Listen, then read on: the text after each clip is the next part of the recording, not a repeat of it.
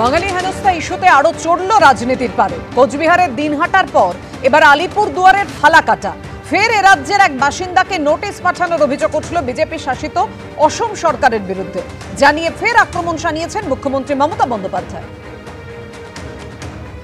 দেখুন, কালকেও আলিপুর দুয়ারের একজনের কাছে, এও তপশিলি সম্ভবত, অঞ্জলিশীল নিত্যশীল স্বামী, ফালাকাটা, কিন্তু চিঠিটা গেছে কুচবিহারে আলিপুর দুয়ারে, এবং 19 আর 25 তারিখে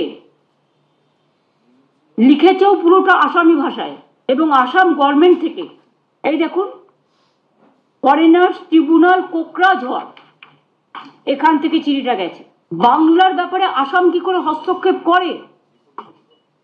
এটা শুধু আনএথিক্যালি নয়, আনকনস্টিটিউশনাল, ইললিগাল। ওই ক্ষেত্রে দেখতে হবে আসামের সাথে ওই পরিবারের কোনো কানেকশন আছে কিনা, ওই পরিবার আগে আসামে ছিল কিনা। অর্ধ সত্য নিয়ে চিৎকার করলে তো হবে না। অতএব বিষয়টিকে যদি সত্যিকারের স্পষ্টীকরণ চাইতো তো রাজ্য সরকার এই বিষয়ে তদানীন্তন সরকারের সাথে কথাবার্তা বলতো, সেখানকার থেকে চিঠি চালাচালি করলেই বিষয়টা স্পষ্ট বেরিয়ে আসবে। দেখুন, রাজনৈতিক চাপানুতরের জায়গা থেকে আলোচনায় আসবো আমি, কিন্তু তার আগে শীর্ষেন্দুদার কাছে এই বিষয়ে আসতে চাইবো যে বাঙালি বললেই তাকে হেনস্থা হতে হবে, তার উপর অত্যাচার হবে, এটা তো ঠিক নয়। তার পাশে এটাও তো ঠিক নয় যে অবৈধভাবে জাল ভোটার কার্ড নিয়ে, জাল আইডি কার্ড নিয়ে মানুষ এসে এ রাজ্যে বসবাস করবে। জাতীয় সুরক্ষা নিয়ে, দেশের সুরক্ষা নিয়ে, রাজ্য সুরক্ষা নিয়ে তো প্রশ্ন উঠবেই। বৈধ কাগজপত্র থাকলে তিনি ভারতীয় নাগরিক, এটা সবসময় মনে রাখতে হবে।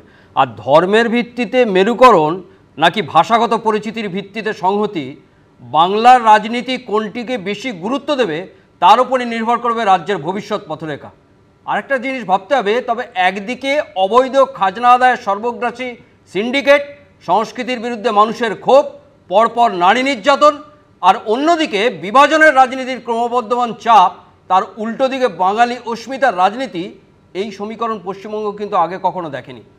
বাংলা কথা বলবে বলে তাকে অত্যাচার করা হবে, এটা যেমন খারাপ, তেমনি তার কাছে বৈধ কাগজপত্র থাকলে তাকে অত্যাচার করা কখনোই সম্ভব নয়। তিনি বৈধ কাগজপত্র যদি দেখান, হ্যাঁ হয়তো সন্দেহবশত ধরতে পারেন, বাংলাদেশি সন্দেহে, কিন্তু বৈধ কাগজপত্র যদি দেখান তাহলে তাকে ছেড়ে দিতে হবে। আর বাঙালি বাঙালি বলে বলছেন বটে মুখ্যমন্ত্রী, কেন হচ্ছে, মানে আপনার কি মনে হয়? না, এটা কেন হচ্ছে মনে হচ্ছে এখন হয়তো যেটা ভোটাধিকার, আমাদের নাগরিক কিনা, সেই জিনিসটা এখন এই ভোট আসছে বলে সেটা করা হয়েছে। তার আগে কিন্তু এগুলো হয়নি। ভোট আসছে বলে ভোটার যে তালিকা, সেই জায়গাতে আজকে বাংলাদেশি নাগরিক না বাইরে কোনো রোহিঙ্গা কিংবা কোনো কিছুতে তাদের বৈধ কাগজপত্র দেখা হচ্ছে। ঠিক আছে, কাগজপত্র দেখা, কিন্তু হেনস্থা করা যাবে না। আর একটা ছোট্ট একটা উদাহরণ দিচ্ছি, যে দেখবেন হুগলি জেলায় এমনি উত্তরপাড়া থেকে চন্দননগর 10টা মিউনিসিপ্যালিটি আছে। এই 10টা মিউনিসিপ্যালিটির মধ্যে 8টা মিউনিসিপ্যালিটির চেয়ারম্যান হিন্দিভাষী। বাঙালি বাঙালি করছেন তো মুখ্যমন্ত্রী, কিন্তু এইগুলো দেখুন, বাংলা প্রত্যেকে চায় এবং একটা শান্তিপূর্ণভাবে। তার আগে দেখুন, প্রতিদিন একটি একটি করে রাজ্য যোগ হচ্ছে, তালিকায় নতুন নাম যোগ হচ্ছে। বিজেপি শাসিত হরিয়ানায় বাংলা ভাষায় কথা বলায় বাংলাদেশি সন্দেহে নদিয়ার 25 থেকে 30 জনকে আটকের অভিযোগ উঠেছে। এদের বেশিরভাগই পলাশিপাড়া, নাকাশিপাড়া, তেহট্ট থেকে যাওয়া পরিযায়ী শ্রমিক। আর সবারই অভিযোগ, বৈধ নথি থাকা সত্ত্বেও তাদেরকে হয়রানি করা হচ্ছে। হরিয়ানায় আটক আত্মীয় পরিজনদের ছাড়িয়ে আনতে দলিল নিয়ে স্থানীয় থানা দ্বারস্থ হতে হয়েছে নদিয়ার এইসব পরিযায়ী শ্রমিকদের পরিবারকে। আমার বাবাকে বাংলাদেশি বলে ওরা তুলে নিয়ে গিয়েছে। আমার আব্বা ইন্ডিয়ার ছেলে, ওখানে খাটতে গিয়েছে হরিয়ানাতে। আব্বার কাছে প্রমাণপত্র বলতে আব্বার ভোটের ছবি ছিল, তারপরে আধার কার্ড ছিল, মোবাইল ছিল। ডকুমেন্টস থাকার সত্ত্বেও বলছে দাদুর 3 পুরুষের দলিল লাগবে। কালকে এসে আমার দাদা সহ আরো প্রায় 20 জনকে ওখান থেকে তুলে নিয়ে যায় শুধুমাত্র বাংলা ভাষা বলার কারণে। আমি তন্ময়দার কাছে আসবো। তন্ময়দা, শুধু বাংলা ভাষা বলার কারণে আপনি শুনলেন?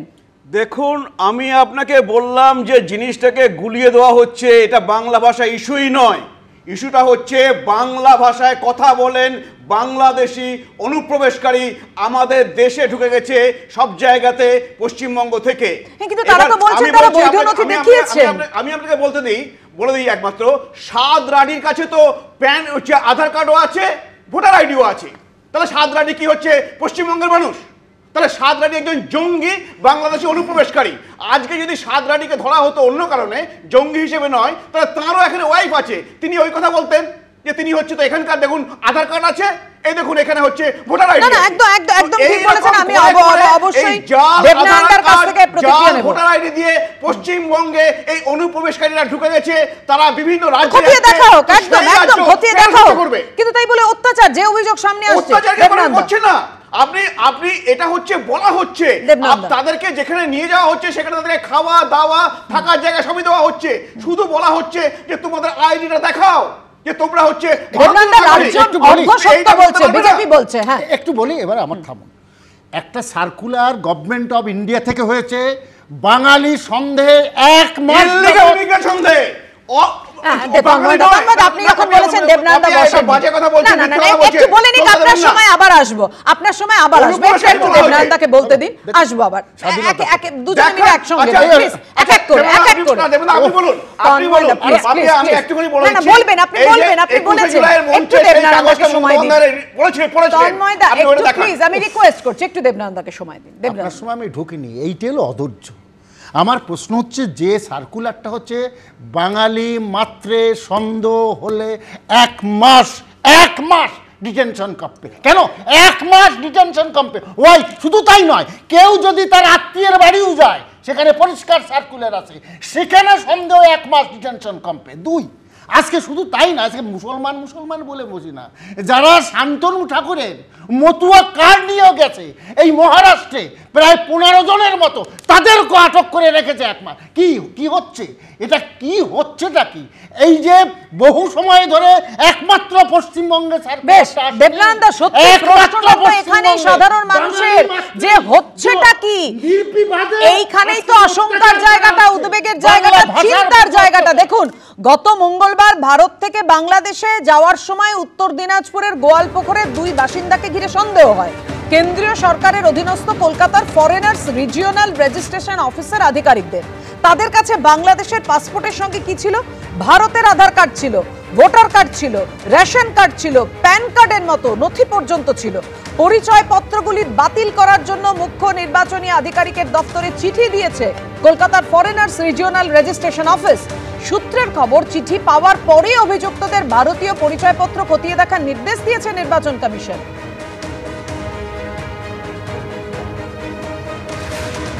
চন্দনদার কাছে আসবো। চন্দনদা, বুঝতে পারছেন আশঙ্কার জায়গাটা কোথায়? দেখো, একেবারে শুরুতেই যেটা বলি, এটা নিয়ে কোনো সন্দেহ নেই যে ব্যাপক অত্যাচারের শিকার হচ্ছেন এই বাংলা ভাষাভাষীরা বিভিন্ন রাজ্যে, এবং বাংলাদেশি সন্দেহে বহু বাংলাদেশিকে, মানে ভারতীয়কে বাংলাদেশে পুশিন করা হয়েছে, তাদের আবার ফিরিয়ে নিতে হয়েছে। এখন এই অত্যাচারের যে আঙ্গিকটা, সেটা কেন? এটা একটা দুরূহ প্রশ্ন থাকবে পশ্চিমবাংলা। কিন্তু পশ্চিমবাংলার রাজনীতি বা পশ্চিমবাংলার এই ডেমোগ্রাফিকে নিয়ে আলোচনার পাশাপাশি তুমি যদি দেখো, আমরা যেটা দেখি না, স্পেশাল ইন্টেন্সিভ রিভিশন। আচ্ছা, রিভিশন হতে পারে, ইন্টেন্সিভ রিভিশন, এই শব্দগুলো আসছে কোথা থেকে? একটি প্রশ্ন এখানে থাকবে। আমরা মহারাষ্ট্রে এই প্রতিবাদটাই করেছিলাম এবং 1,02,55,000 এই লিস্ট আমরা ইসিআর কাছে জমা দিয়েছি। ইন্টারেস্টিং ফ্যাক্ট হচ্ছে, তুমি বিহারে দেখো, আমি বারবার যেটা বলছি, বাংলাকে বাদ দাও, তুমি বিহারে দেখো। আচ্ছা, বিহারে যেটা বলা হচ্ছে বাংলাদেশিরা নেপাল থেকে প্রবেশ করছে, সেটা ইউপি বিহার একটা বর্ডার লাইন আছে যেখান থেকে প্রবেশ করতে পারে। এবং যদি সেটা ঘটে থাকে, তাহলে বিহারের সরকারটা কারা চালাচ্ছে? বিহারের সরকারের সহায়তা কারা করছে? কেন্দ্রীয় সরকার কোথায় আছে? তার মানে তুমি যদি অন্য রাজ্যের এক্সাম্পল দেখো, দেখবে বর্ডার লাইনে পুরোপুরি ফেলিওর হচ্ছে সেই বিজেপি, এবং সেক্ষেত্রে রাজ্যের ক্ষেত্রে একটা অন্যথায় অন্য কোনো কারণ হবে তা তো নয়। পশ্চিমবাংলার তৃণমূল সরকারের পেট্রোনেজ আছে, আমরা বারবার প্রমাণ করেছি, বারবার বলেছি। But at the same time দায়বদ্ধতাকে স্বীকার করবে না কেন কেন্দ্র? তো এখানে বিএসএফ থেকে আরম্ভ করে যেটা বিহারে প্রমাণিত হচ্ছে, সেটা তো বাংলাও তাই হচ্ছে। সুতরাং বিজেপি অপরের ঘাড়ে ঠেলে দিলে যে সমস্যাটা, সেটা কি দূর হয়ে যাবে? তন্ময়দা, না দেখুন, এইটা হচ্ছে সমস্যাটা। আপনি দেখুন, এই বিহারে এই চন্দনদা বলছেন, এই মৃত ভোটার, আজকে পশ্চিমবঙ্গে এই মৃত ভোটারের ভোটগুলো দেয় তৃণমূল। তো সেটা কি আলাদা করতে হবে না? 18 লক্ষ মৃত ভোটার, তারপরে আপনিই বললেন যে 26 লক্ষ তারা বিহারে থাকেনই না, অন্য কনস্টিটিউশনে থাকেন। তো সে এখানে যেমন আমাদের আছে পরিযায়ী শ্রমিকরা অন্য জায়গায় গিয়ে থাকেন, তো সেই ভোটগুলোকে এখন তৃণমূল দেবে? তো এইটা হচ্ছে না, সেক্ষেত্রে তো দিল্লি মহারাষ্ট্রের উদাহরণ টেনে আনছে তৃণমূল।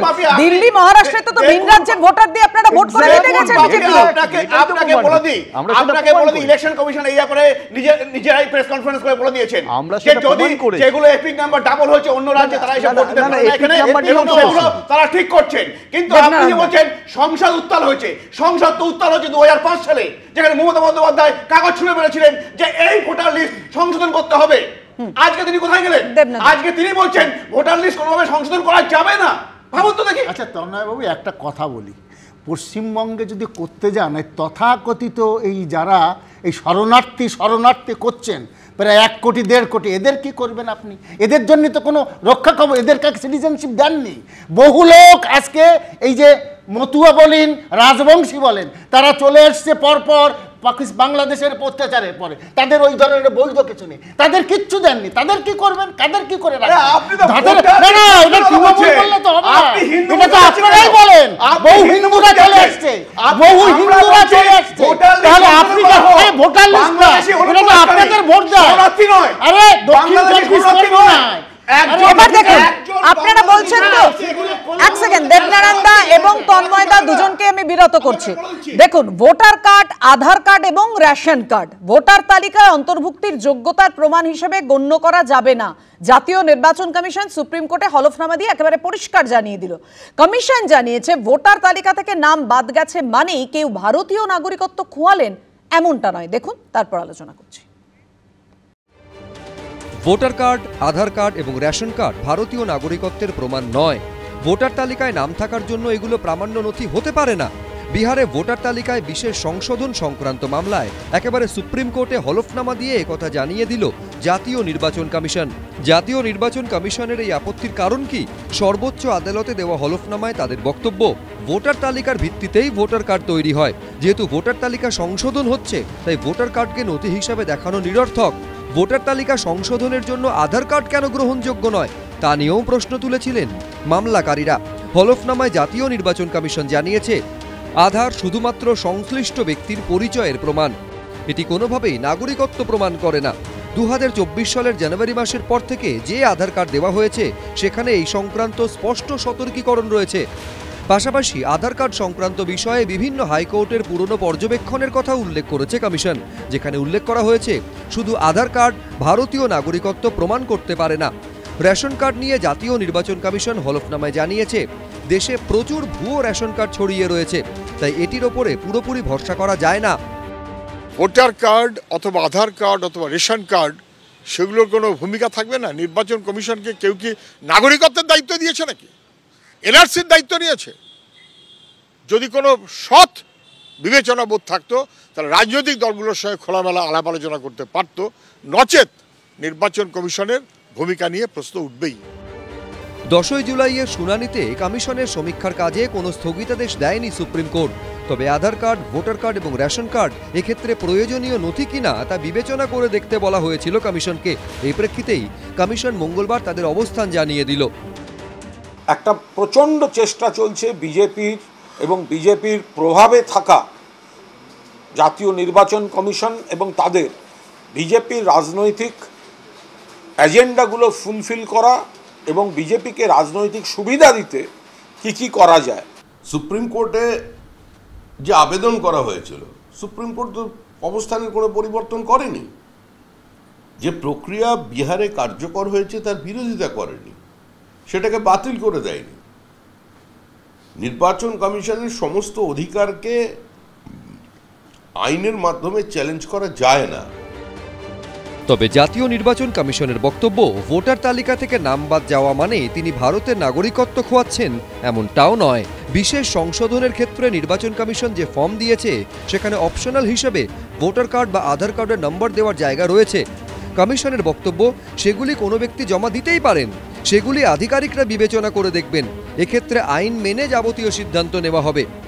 এই মামলার পরবর্তী শুনানি 28 জুলাই। বিজেন্দ্র সিংহ, আশাবুল হোসেন, উজ্জ্বল মুখোপাধ্যায়, এবিপি আনন্দ। অর্থাৎ ভোটার কার্ড, আধার কার্ড, রেশন কার্ড ভারতীয় নাগরিকত্বের প্রমাণ নয় এবং ভোটার তালিকায় নাম থাকার জন্য এগুলো প্রামাণ্য নথি হতে পারে না।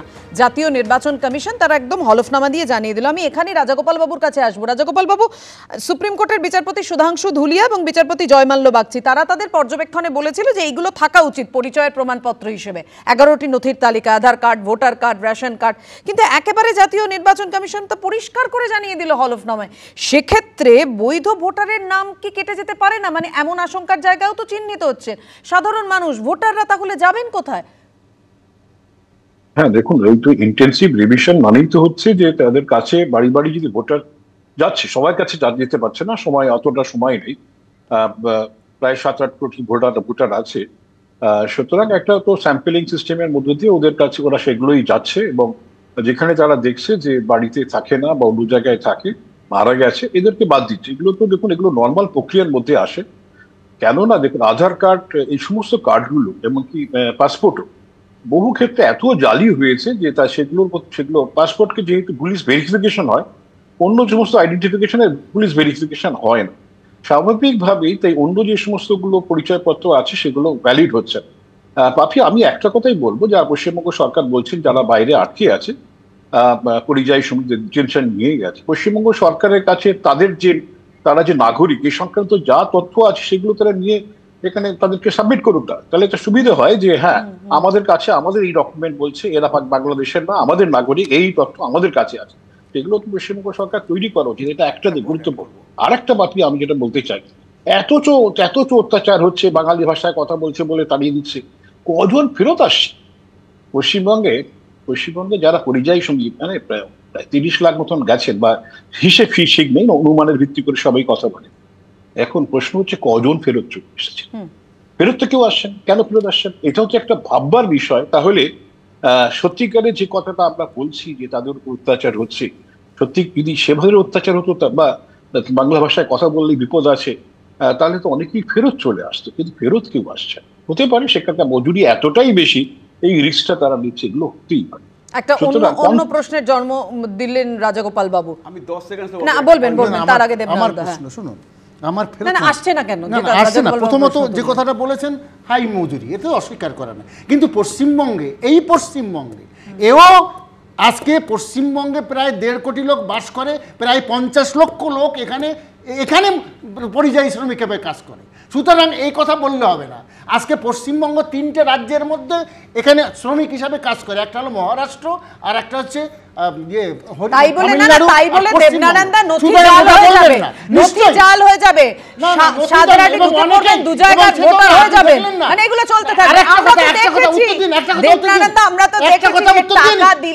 টাকা দিলেই জাল নথি তৈরি হয়ে যায়, ভোটার কার্ড তৈরি করে দেয়, শুধু টাকা পেয়ে ভোটার কাছে আসি, ভোটার কার্ডটা সবই জাল। তাহলে এমন যদি মনে হয় যে ইনস্টিটিউশন করেছিল এখন সব জাল করে দেবো না, এটা হয় কখনো? আর দ্বিতীয় কথা, আপনি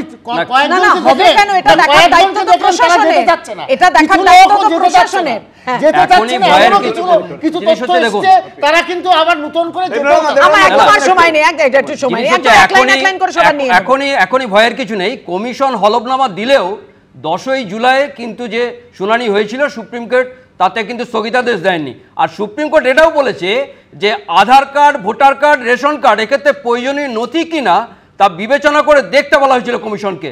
আদালত আরেকটাও বলেছে যে চূড়ান্ত সিদ্ধান্ত নির্বাচন কমিশনের উপর নির্ভর করবে, তবে যদি কমিশন ওই নথিগুলি গ্রহণ না করে তবে তার উপযুক্ত কারণ ব্যাখ্যা দিতে হবে।